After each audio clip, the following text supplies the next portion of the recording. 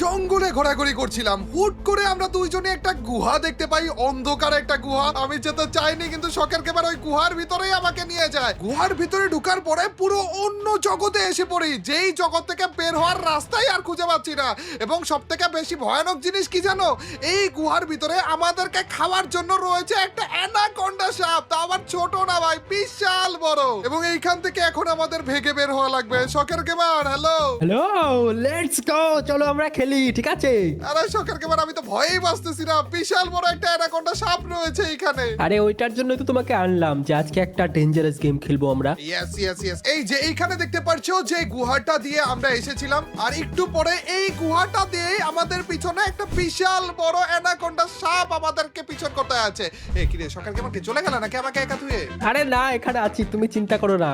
এই দেখো, তুমি গুহার কাছে যেও না বেশি, এখানে থেকেই কথা বলো। আচ্ছা আচ্ছা আচ্ছা, গুহাটা তো এমনিতে অনেক বেশি ভয়ানক লাগতেছে, এটার ভিতর থেকে তুমি আমাকে বললে যে সাপ বের হবে না? হ্যাঁ হ্যাঁ ভাই, তুমি যদি পরের পার্ট দেখতে চাও তাহলে এখনই সাবস্ক্রাইব করো বন্ধুরা, জোরে এখনই সাবস্ক্রাইব করো।